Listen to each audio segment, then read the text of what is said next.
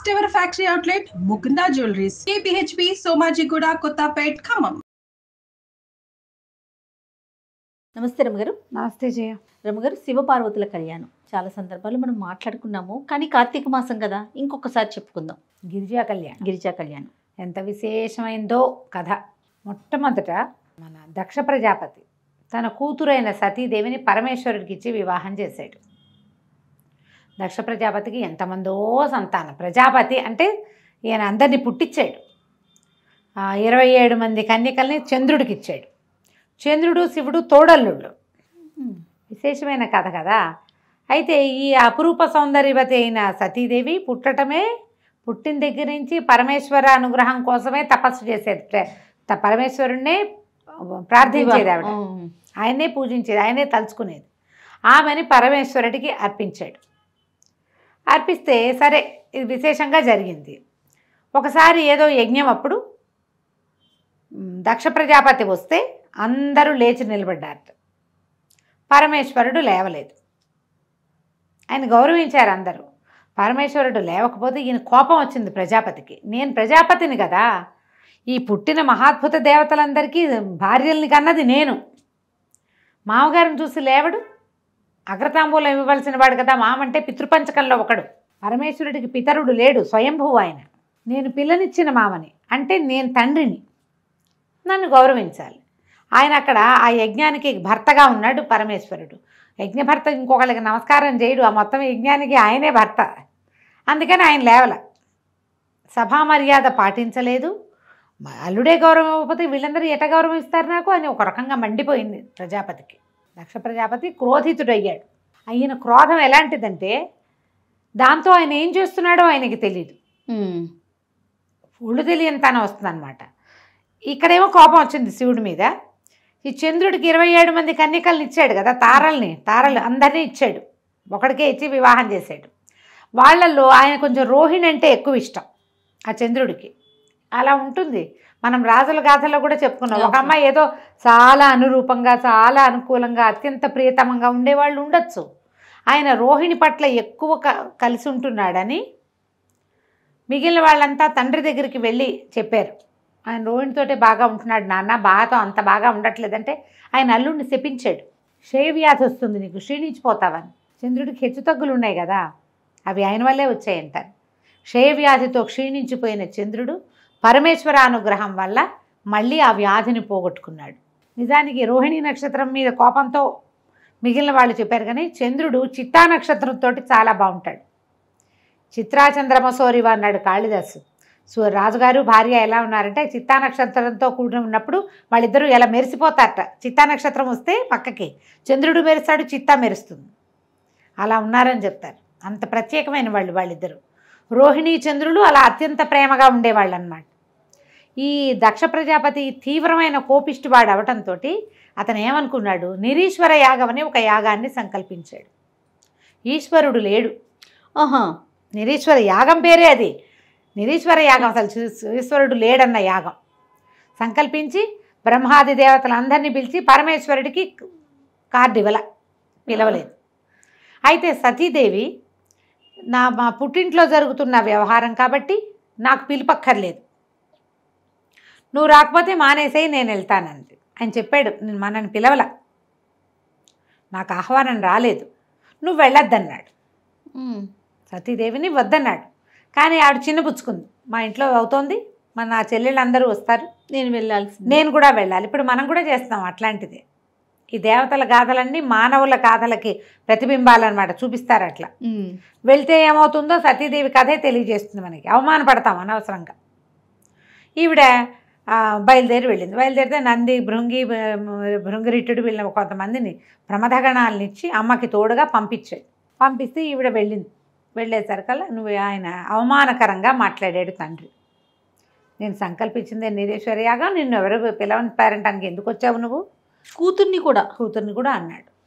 అనేసరికల్లా ఆవిడంది, నువ్వు పిలవకపోతే ఎట్లా, నువ్వు పిలవనన్న మాట ఏమిటి, యజ్ఞభర్త శివుడు, పరమేశ్వరుడే యజ్ఞభర్త యజ్ఞకర్త, ఆయన పిలవకపోతే ఎట్లా, నువ్వు చేసింది తప్పు అనగానే ఆయన శివనిందకి పాల్పడ్డాడు.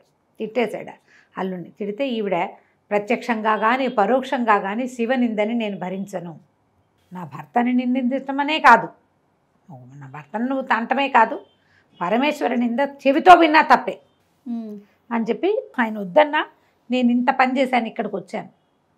ఆయన పరోక్షంలో ఆయన అవమానానికి నేను కారణమయ్యాను కాబట్టి నేను యోగాగ్నిలో నా శరీరాన్ని దహనం చేసుకున్నా, ఇక నేను ఇక్కడ ఉండను అని చెప్పి ఆవిడ యోగాగ్నిలో దహనం అయిపోయింది. అమ్మ చితాభస్మం కొంత భస్మం రాలిపడింది, ఆమె శరీరం అక్కడ ఉన్నది.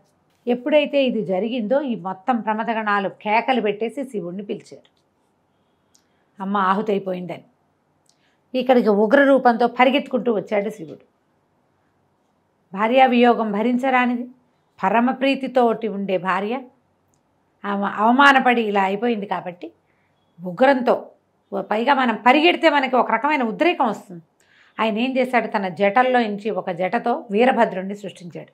ఈ దక్షాధ్వరం విధ్వంసం చేయి, ఇది నా భార్య శవాన్ని చూసినటువంటి ఈ దక్షాధ్వరం నడవకూడదు ఇంకా, అదే ఒక్కటే ఆజ్ఞ.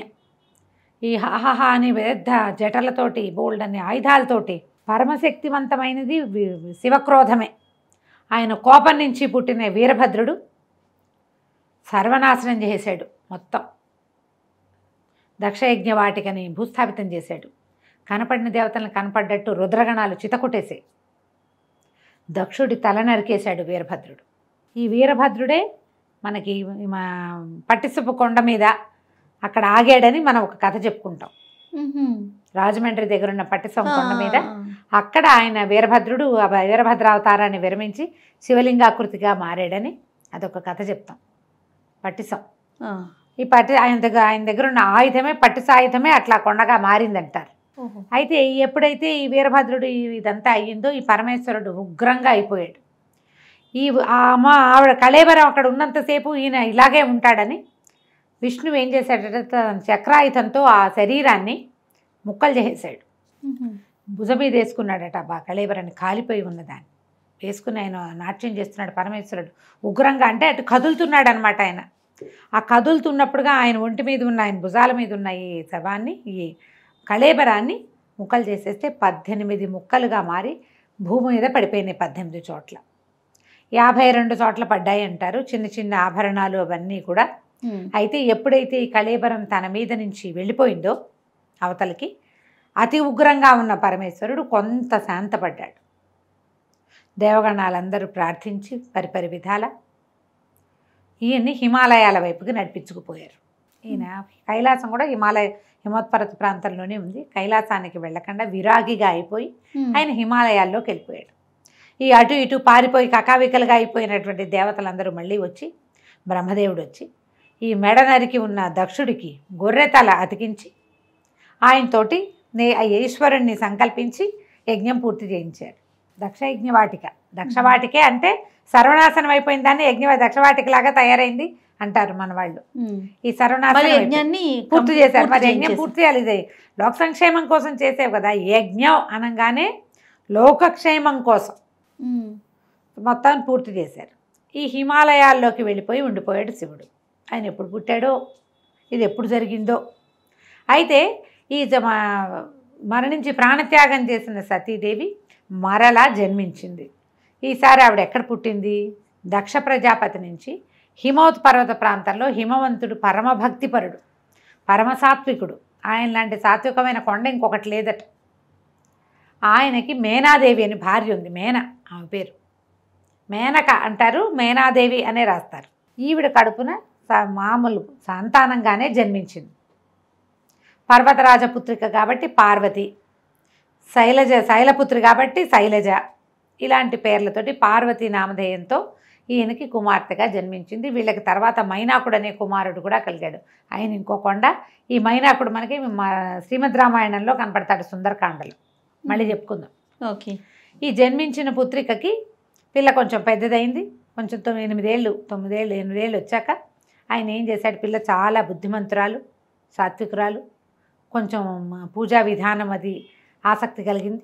అయితే ఈయన పరమేశ్వరుడు తన పర్వత సానువుల్లో ఒక చోట తపస్సు చేసుకున్నాడు. పిల్లకి అంత వ్యక్తత వచ్చింది, ఊహ పద్ధతి అన్నీ తెలిసాక పరమేశ్వరుడి సేవకి నియోగించాడు హిమవంతుడు ఈ పార్వతిని. మరి భగవంతుడు ఇక్కడ ఉన్నాడు, ఆయన సేవించాలి కదా. పిల్ల రోజు వెళ్ళేది. పరంజ్యోతిగా కనపడుతున్న ఆయన స్వరూపం పట్ల ప్రేమ పెంచుకుంది ఈ చిన్నపిల్ల. ఆయన చూస్తూ ఉంటే మనకు ఆసక్తి కలుగుతుంది కదా. అయితే ఇంతలో ఏమైంది, అప్పట్లో తారకాసురుడు అని ఒక రాక్షసుడు. ఆ తారకాసురుడికి పరమేశ్వర భక్తి విపరీతంగా ఉంది.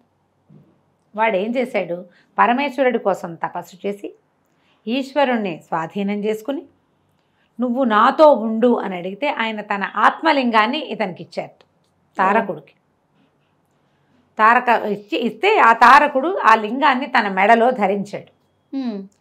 ఎప్పుడైతే ఈ అమృతలింగం అతని దగ్గర చేరిందో ఇక వాడి శక్తికి పట్టపగ్గాలే పైన. శివుడు ఆయన తపస్సులో ఆయన ఉన్నాడు, ఆయనకు వీడితో సంబంధం లేదు. తారకాసురుడికి ఏం చేస్తే అనిపించింది, పరమేశ్వరుడు ముక్తి ప్రదాత, మనకు ఆరాధ్య దైవం. కానీ మహావిష్ణువు అలా లేడు, అతను రాక్షసాంతకుడైన హరి, ఆ రాక్షసాంతకుడు. కాబట్టి తమ జాతిని అంతం చేస్తున్న విష్ణువుని పట్టి పల్లార్చాలని పుట్టింది తారకాసురుడికి. విష్ణువుని ఎంతసేపు కొలిచేవాళ్ళు ఎవరు, దేవతలు. ముందు దేవతల సంగతి చూద్దామని దేవతల పీఠమనచడానికి ఆయన బయలుదేరాడు ఈ తారకాసురుడు.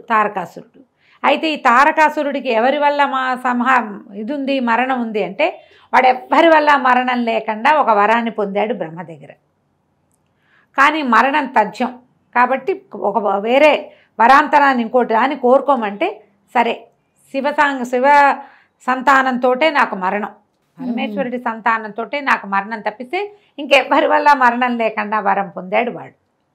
పరమేశ్వరుడు ఎప్పుడు విరాగిగా ఉన్నాడు, ఆయనకి సంతానం లేదు. ముందు సతీదేవి ఉండగాను లేదు, ఆవిడ వెళ్ళిపోయి ఎంతకాలం అయిందో ఇప్పుడు కూడా లేదు, ఆయన విరాగి అయిపోయాడు. ఆయన మళ్ళీ సంసారంలోకి దిగి సంతానాన్ని కంటాడన్న ఆశ అయితే లేదు. ఇక ఎవరి వల్ల చావులేని ఈ తారకాసురుడు విజృంభించాడు. ఇప్పుడు తారకాసుర సంహారం ఎలా జరుగుతుంది అనేది వీళ్ళంతా ఆలోచించి విష్ణువుని ముందు పిలిచారట, బాబు ఈయన సంగతి చూడాయన అని. విష్ణువు యుద్ధానికి వచ్చి కూడా వీడిని నేను చంపలేను, ప్రచండమైన రుద్ర తేజస్సుతోటి ఉన్నాడు వీడు. ఇప్పుడు వీడి మీద బాణం వేస్తే శివుడి మీద వేసినట్టే.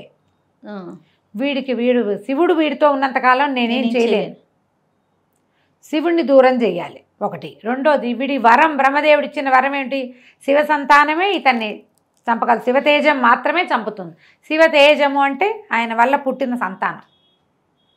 దానికోసం ఏదైనా ప్రయత్నం చేసుకుంటారా బాబు, వాడి దారిని వాడిని వదిలేయండి అని ఈయన దారిని ఈయన వైకుంఠానికి వెళ్ళిపోయాడు.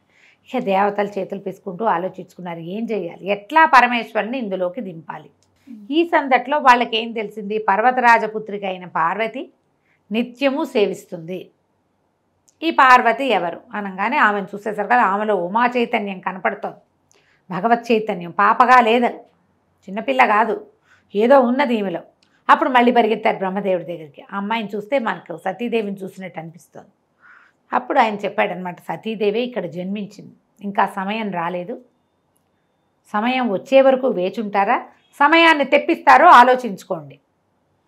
దేవతలు బాగా ఆలోచించి మన్మథుని పిలిచి, ఓ నాయన నువ్వు వచ్చి ఈ పరమేశ్వరుడి తపస్సు భగ్నం చేయి, ఆయన నిరంతరము తపస్సులోనే ఉంటున్నాడు. కళ్ళు తెరిచి చూస్తే ఈ ఉమా చైతన్యం కనపడుతున్న, ఈ శక్తి చైతన్యం కనపడుతున్న ఈ అమ్మాయిని కనుక ఆయన చూస్తే ఆయన ఆకర్షితుడవుతాడు. చూడటల్లా అసలు ఆయన కళ్ళు మూసుకునే ఉంటాడు. పిల్ల వస్తుంది, పువ్వులు దండేస్తుంది, పువ్వులు పెడుతుంది, పళ్ళు పెడుతుంది, ఆ పిల్ల అక్కడే పరిచర్య చేస్తూ అవి ఇవి సవరిస్తూ తుడుస్తూ ఉంటుంది. ఆయన కళ్ళు తెరిచి చూడ్డు. అమ్మాయి వెళ్ళిపోతుంది, ఈయన లేచి తన వ్యవహారం చూసి మళ్ళీ కూర్చుంటాడు. మళ్ళీ సాయంత్రం వస్తుంది, మళ్ళీ ఈయన కూర్చుంటాడు. పరమేశ్వరుడు కళ్ళు తెరిచి చూడాలి, అది అక్కడ మన పార్వతీదేవి అక్కడ ఉన్నప్పుడే జరగాలి. ఆయన కళ్ళు తెరిపించు అనగానే వచ్చాడు. ఈ హిమాలయాల్లో పువ్వులు అవి పూసే చెట్లు ఎక్కడో ఉంటాయి. పరమేశ్వరుడు ఉన్న చోట మంచు తప్పిస్తే ఏమీ లేదు. ఈ మన్మథుడు వచ్చేసరికి అతను ఎక్కడికి వస్తే అక్కడ వసంతం వస్తుంది. వసంతుడు ఆయన వెనకాలే ఉంటాడు, ఆయనతో పాటే ఉంటాడు. ఈయన చిలుక ఆయుధం మీద వస్తాడు, చిలుక రథం మీద వస్తాడు. భార్య భర్త ఇద్దరు ఉత్సాహంగా వచ్చారు. వసంతుడు వచ్చాడు, మొత్తం చుట్టుపక్కల ఉన్న మొక్కలన్నీ చిగురు చేసినాయి, బాగా కళకళలాడుతుంది, చల్లని గాలి, సుగంధభరితమైన గాలి వస్తుంది. ఈ అమ్మాయి పార్వతీదేవి పరిచర్య చేస్తుండగా మన్మథుడు ఒక చెట్టు చాటున దాగి, పెద్ద దాగల కొంచెం అటు ఇటుగా నుంచుని పరమేశ్వరుడికి బాణం వేసుకుంటాడు. ఈ బాణాలు ఏం వేస్తాడు మన్మథుడికి, పంచబాణుడు అంటారు. 5 బాణాలు ఉన్నాయి. ఈ 5 పువ్వుల బాణాలే, కేవలం మనసుని చంచలం చేస్తాయి అంతే. అవి ఏ వస్తువును చూస్తే దానికి ఆకర్షితులయ్యేగా చేస్తాయి. అశోకము, అరవిందము, నీలోత్పలము, మామిడి పువ్వు, చూతము, నవమల్లిక, ఈ 5 ఆయన ఆయుధాలు. ఓహో. ఈ 5 బాణాలు. ఈ బాణం పువ్వు వేస్తే దెబ్బ తగులుతుందా? పువ్వులతో కొడితే దెబ్బలు తగలవు. అది ఎక్కడ తగలాలో అక్కడ తగులుతుంది. మనసు కిటికీలు తెరుచుకుంటాయన్నమాట. ఈ బాణాలు వేసేసాడు టపాటపా, ఒకదాని వెనకాల ఒకటి. బాణం తగిలేసరికి ఆయనకి స్పృహ వచ్చింది. కళ్ళు తెరిచి చూసరికి అమ్మాయి కనపడింది. కానీ ఆయనకి వెంటనే ఏం తెలిసింది, వీడెవడో నన్ను కొట్టాడు. ఓహో. ఈ కొట్టిన వాడెవడని అటు చూశాడు. చూసేసరికల్లా కనిపించాడు మన్మధుడు చక్కగా బాణాలు ధరించి అందంగా అలంకరించుకొని, రతి సహాయుడుగా పక్కనే భార్య ఉంది, చిలుక వాహనం కనపడుతోంది. మొత్తం వాతావరణం అంతా అదే మెరిసిపోతూ పువ్వులతోటి గుమగుమలాడిపోతుంది. కోపం, వీడికి ఇంత సాహసం, నన్ను కొడతాడా వీడు అన్న ఒక్క భావం లోపల వచ్చేసరికల్లా ఆయన 3వ కన్ను తెరుచుకుంది. మామూలు నేత్రాల్లోంచి అగ్ని వర్షించడు, తృతీయ నేత్రంలోంచి అగ్ని, అది అగ్నినేత్రం, 3వ నేత్రం. ఎప్పుడైతే ఈ కన్ను తెరుచుకుందో కంట్లో నుంచి ఇట్లా మంట వచ్చేసి, ఆ రావటం ఆ 3వ కంటి మంటకి ఈ మన్మధుడు భగ భగ భగ మండిపోయాడు. హర శివ శివ అన్నాడు. శివ లేదు, హర లేదు, దగ్ధమైపోయాడు. బెదిరిపోయింది ఈవిడ పార్వతీదేవి. పరమ దుఃఖంతో పరిగెత్తేసింది. అమ్మాయికి అర్థమైంది ఏం జరిగింది. చెలికత్తెలు అందరూ పరుగులు పెట్టారు, తెలుసుకున్నారు. ఎప్పుడైతే ఈ కంటి మంటతోటి ఆ మన్మధుడిని కాల్చేశాడో పరమేశ్వరుడు రిగ్గున లేచి వెళ్ళిపోయాడు అక్కడి నుంచి. ఆయన వెళ్ళిపోయాడు. ఈవిడ బిత్తరమొహంతోటి నుంచుంది పార్వతి. అవి తెలియలా, చిన్నతనం కూడా కదా, ఏం జరుగుతుందో అర్థం కాలేదు. ఆయన తన వైపు చూసింది, తెలిసింది. ఒకళ్ళొకళ్ళు చూసుకున్నారు వీళ్ళిద్దరూ. ఏం చేయాలో తెలియలేదు. దుఃఖంతో ఈవిడ ఇంటికి వచ్చింది. పరమేశ్వరుడు వెళ్ళిపోయాడు అని. ఆ వెళ్ళిపోయిన పరమేశ్వరుడు కావాలనిపించడం మొదలుపెట్టింది అమ్మాయికి. తల్లికి చెప్పింది, నేను ఇంట్లో ఉండను, పరమేశ్వరుడి కోసం నేను తపస్సు చేసుకుంటాను, నేను వెళ్ళిపోతానని. వాళ్ళమ్మ వద్దమ్మా వద్దని. అప్పుడే ఉమానామధేయం వచ్చింది ఈవిడికి. ఉమా అంటే అమ్మాయి వలదు, ఉమా అంటే అదే అర్థం. ఈవిడకి ఏమైనా సరే నేను తపస్సు చేసుకుంటానని తపస్సు కోసం హిమాలయ పర్వత ప్రాంతంలోని ఇంకొక చోటకి వెళ్ళి తపస్సు చేసుకోవటం మొదలుపెట్టింది. శివుడి కోసం. ఆ కన్ను తెరిచేసరికల్లా ఇంకా అప్పటిదాకా భక్తి ఉంది, ఇప్పుడు ప్రేమ వచ్చేసింది. ఈ బాణాలతోటి వాతావరణం అంతా మారిపోయింది. యాంబియన్స్ మారేసరికి ఐడియాలు మారిపోతాయి కదా. అదే మనం ఇప్పుడు దానికి వర్కౌట్ చేస్తున్నాం, మంచి యాంబియన్స్ ఉండాలని. ఎప్పుడుదో ఇది గుడ్ యాంబియన్స్ ఐడియాస్ని మార్చేస్తుంది. అయితే ఈ తపస్సు చేసుకోవటం మొదలుపెట్టింది. తపస్సుతోటి మొదట్లో అవి ఇవి తిని ఉండేది, క్రమంగా ఆకులు కూడా తినడం మానేసిందిట. అపర్ణ అయింది అమ్మవారు. అప్పుడు పర్ణములు కూడా లేవు. అపర్ణ అంటారా పేరు? ఆ అపర్ణ ఏమిటంటే ఇలా తపస్సి సమాధిలో ఉన్నటువంటి పార్వతీదేవి ఆకులు కూడా తినడం మానేశాక అపర్ణగా మారిపోయింది. అయితే ఈ 4 పక్కల అగ్నుల్లో మధ్యలో నిలబడి అలా శివుడి కోసమే ప్రార్థన చేస్తూ ఉండేదట. తల్లిదండ్రి చాలా గజగజలాడిపోయారు, ఏం చేయాలో తెలీదు. కానీ శివుడికి ఈ వార్త అందటం మొదలుపెట్టింది. ఈయన కళ్ళు తెరిచి చూశాడు, అమ్మాయి మీద మనసు లగ్నమైంది. ఈ అమ్మాయి ఎవరు ఏమిటి వచ్చినాయి ప్రశ్నలు. మెల్లిగా నారదుడు, విష్ణువు వీళ్ళ మాటలతోటి ఆయన ఈ అమ్మాయి మీద మనసు లగ్నమైంది ఆయనకి, పార్వతీదేవి మీద. తర్వాత కొద్ది రోజులు గడిచాక ఈవిడ తపస్సు చేసుకోవడానికి ఒక కుటీరం అది నిర్మించుకుంది. ఒకళ్ళిద్దరు చిలుకత్తెలు ఉండేవాళ్ళు సహాయకులుగా. ఒకనాడు ఈవిడ ఉండగా ఇక్కడికి ఒక ఆయన వచ్చాడు. ఈ వచ్చిన వాడెవడు, ఒక ఇది మౌంజి అంటే ఏమంటారు దాన్ని, ఒక లేడి చర్మాన్ని చుట్టు చంకలో పెట్టుకుని దర్భలు కమండలాలు అవి పట్టుకుని జుట్టు ముడేసుకుని ఉన్న ఒక యువకుడు, యతి లాంటి వాడు వచ్చాడు. అపర్ణ జటిలం పేరుతోటి పుస్తకంలో ఇంటర్మీడియట్లో పాఠం కూడా ఉండేది. వచ్చి ఈవిన అమ్మాయి నువ్వు ఎవరి కోసం తపస్సు చేస్తున్నావు ఏమిటి అని కనుక్కున్నాడు. పరమేశ్వరుడి కోసం చేస్తున్నానని చెప్పింది. చెప్పేసరికి ఆయన అన్నాడు, ఆయనకి నీకు మ్యాచింగ్ ఎక్కడ కుదురుతుంది? ఆయన బూడిద పూసుకుంటాడు, శ్మశానాల్లో ఉంటాడు, రక్తమోడుతున్నటువంటి ఏనుగు చర్మం కట్టుకుంటాడు, పులులు వీటిని మన పాముల్ని ధరిస్తాడు.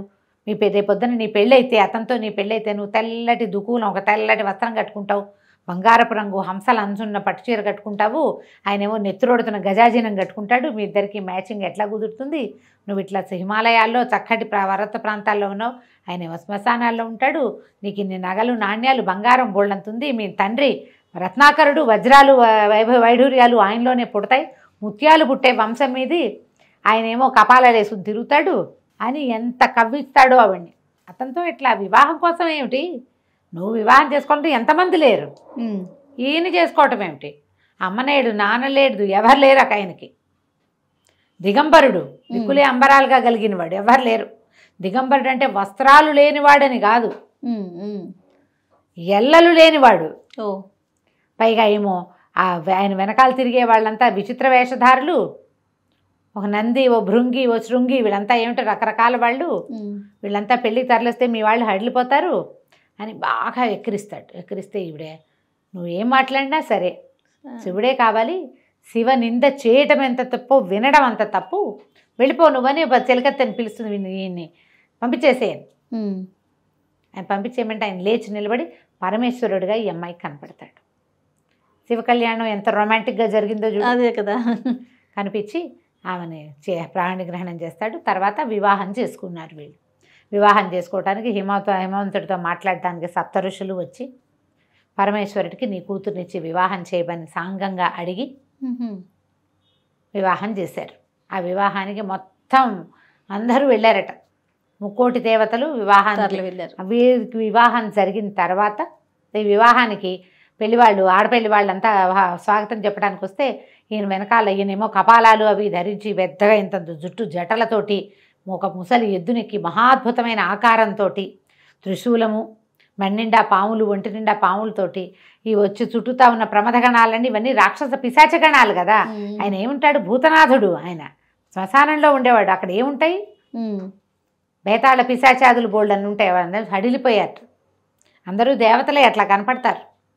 నువ్వు ఎలా చూస్తే అట్లా కనిపిస్తారు. బాబోయ్ అనుకుంటే బాబోయ్గా ఉంటుంది, పర్వాలేదు అనుకుంటే పర్వాలేదు. మేనాదేవి పరమ దుఃఖంతో అయ్యో పిల్లకి ఇలాంటి కష్టం వచ్చిందే, ఇట్లాంటి వాడికి ఇచ్చి పెళ్లి చేస్తున్నాం ఏమిటి మనం, ఈ పెళ్ళి లేకపోయినా పర్వాలేదని ఆవిడ 7 శోకాలు పెట్టి అలా జరిగిందని చెప్తారు. బోల్డంత సరదాగా పెళ్లి చేసుకున్నాడు ఆయన. పార్వతీదేవి, లక్ష్మీదేవి, సరస్వతీదేవి అందరూ వచ్చి దగ్గరుండి పరమేశ్వరుడిని పెళ్లి కొడుకుని చేసి ఆయనకి ఈవిడితోటి సతీదేవి యొక్క స్వరూపమైన ఉమాదేవితోటి పెళ్లి వివాహం చేశారు. గిరిజా కళ్యాణం అత్యంత విశేషమైన గాథ. మనకి బ్రహ్మదేవుడి పెళ్ళి, విష్ణుమూర్తి పెళ్లిలో ఈ సరదా కనపడదు. వెంకటేశ్వర స్వామి వివాహంలో కొంచెం కనిపిస్తుంది, మళ్ళీ శ్రీకృష్ణుడు రాముల వారి వివాహాల్లో కూడా కనిపిస్తుంది. కానీ మహావిష్ణువు వివాహం సింపుల్గానే కనిపిస్తుంది. లక్ష్మీదేవి వచ్చింది, విష్ణువుని చేరుకుంది అని చెప్తారు. ఎందుకంటే విశేషమైన గాథగా కనపడదు. వివాహం అయిన తర్వాత వీరిద్దరికీ సంతానంగానే షణ్ముఖుడు జన్మించాడు. కానీ శివతేజం, శివపార్వతులు ఇద్దరు, ఆమె శక్తి, ఇతను శివుడు, వీళ్ళ వల్ల కలిగే సంతానం చాలా ప్రచండమైనది అవుతుందని పార్వతీదేవి గర్భంలో ఆ శిశువుని పడనివ్వకుండా చేశారు దేవతలు. శివవీర్యం ఆమెలోకి ప్రవేశించనివ్వల, వద్దన్నారు. అనేసరికి నా వల్ల కదిలిన శివవీర్యాన్ని నేను భరించాల్సింది పోయి మీరందరూ తీసుకున్నారు కాబట్టి భూదేవికేమో నీకు అందరూ మొగుళ్ళే, ఒక్క పుత్రుడి వల్ల కూడా నీకు సంతోషం కలగదు, కుమారుల వల్ల సంతోషం నాకు నేను ఏది పోగొట్టుకున్నానో అది నువ్వు కూడా పోగొట్టుకుంటావని భూదేవిని శపించింది, గంగాదేవిని శపించింది, అగ్నిని శపించింది, దేవతలందరికీ మీ భార్యల నుంచి మీకు సంతానం కలగదు పోండి అని శపించింది. ఒకటి జరగలేదు కాబట్టి తర్వాత ఆమె వల్ల కదిలిన వీర్యాన్ని ముందు అగ్ని, తర్వాత గంగానది, భూదేవి, అగ్ని, గంగానది, తర్వాత శరవణము ఇందరూ భరించి అప్పుడు స్కందజననం జరిగింది.